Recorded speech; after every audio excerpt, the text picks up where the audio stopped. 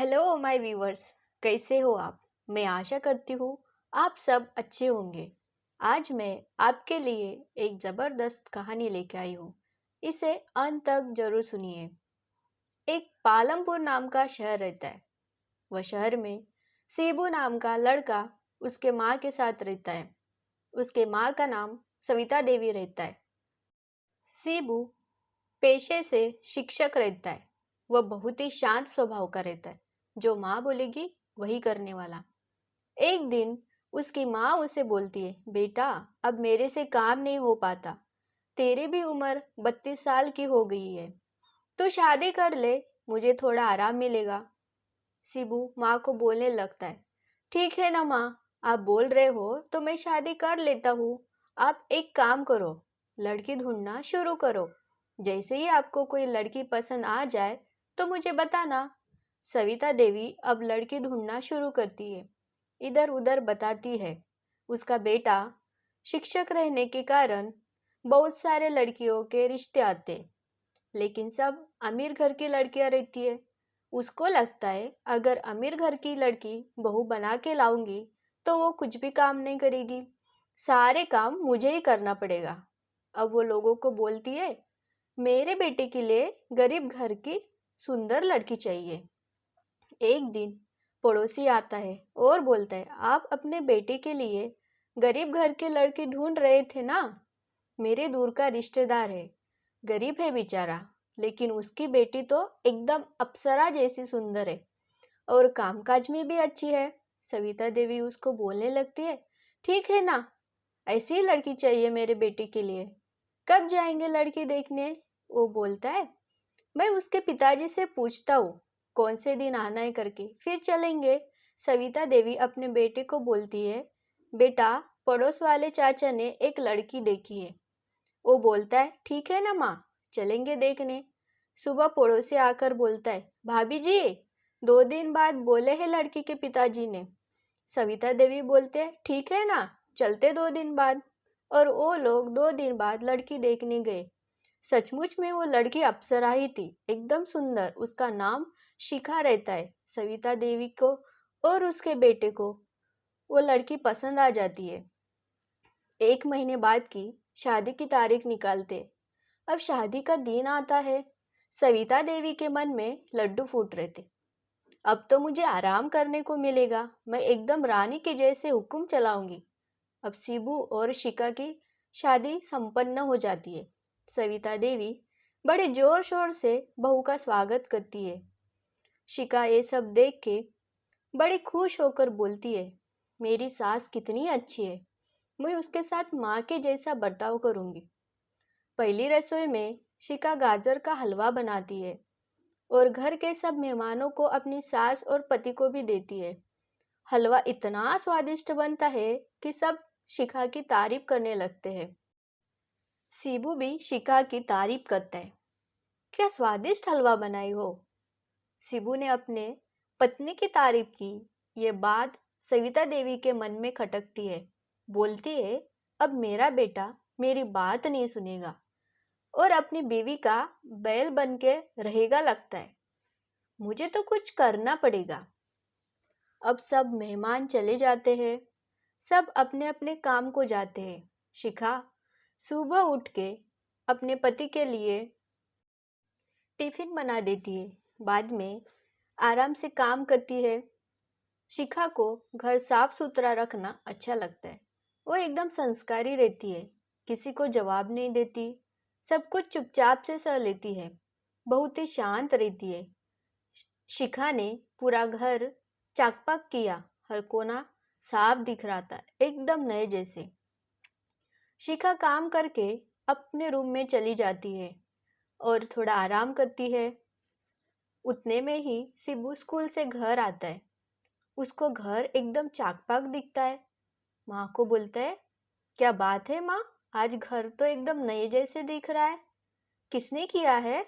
सविता देवी झूठ बोलती है, कौन करेगा बेटा, मैंने ही किया, तुम्हारी बीवी तो आराम से सो रही है। शिबू बोलता है, नहीं नहीं है ना, उसको थोड़ा टाइम लगेगा, आप उसको बोलते जाओ ना, काम करने के लिए। सविता देवी बोलती, क्या बोलूं बेटा, उसको समझना चाहिए ना, बूढ़ी सास है करके। शिबू शिखा को बोलने जाता है, लेकिन वो सोई रहती है तो वो बोल नहीं पाता। बाद में बोलना ही भूल जाता है। अगले सुबह भी शिखा हर दिन की तरह अपने पति का टिफिन बनाकर साफ सफाई के काम में लग जाती है। सविता देवी बहू पर हुक्म चलाने लगती। शिखा चुपचाप से उसकी हर बात मानती है और तेजी से साफ सफाई करने लगती है। सविता देवी को लगता है इसको तो कुछ फर्क नहीं पड़ता, मैं इतना बोल रही हूँ फिर भी सफाई कर रही है। शिखा की एक अच्छी बात रहती, उसको कोई टेंशन आ जाए तो और ज्यादा साफ सफाई करती है। सास की बात का उसको बुरा लगता है, लेकिन वो कुछ बोलती नहीं थी, बस साफ सफाई पर ध्यान देती थी। आज भी सफाई करके वो अपने कमरे में आराम करने गई। शिबू स्कूल से घर आ जाता है। घर को साफ सुथरा देख के अपने माँ को बोलता है, माँ इतना काम क्यों कर लेते हो। माँ बोलती है, अब बहू नहीं कर रही है तो मुझे ही करना पड़ेगा ना। आज तो माँ की बातें सुनकर शिबू को गुस्सा आ जाता है।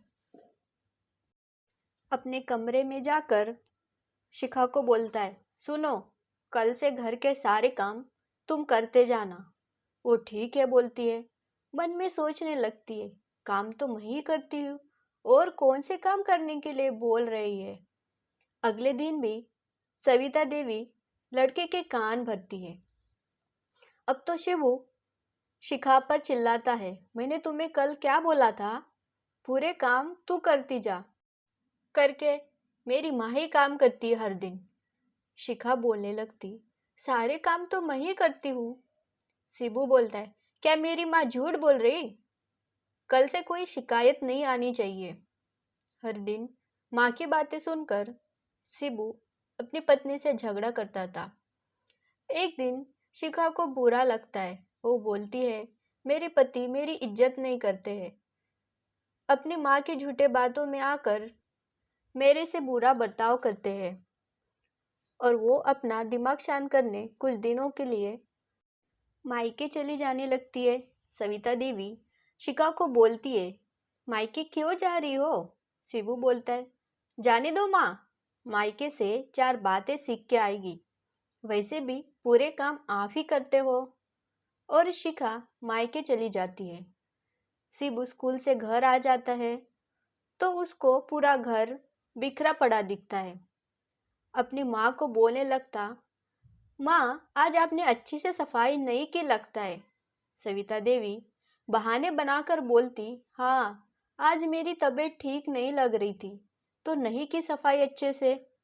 शिबू बोलता है, कोई बात नहीं माँ, आप आराम करो। अब हर दिन घर बिखरा पड़ा दिखता है। सविता देवी रोज नया बहाना बताती थी, तो थोड़े काम करने से ही उसको बहू की याद आने लगती है। एक दिन सविता देवी अपने बहन से फोन पे बात कर रही थी।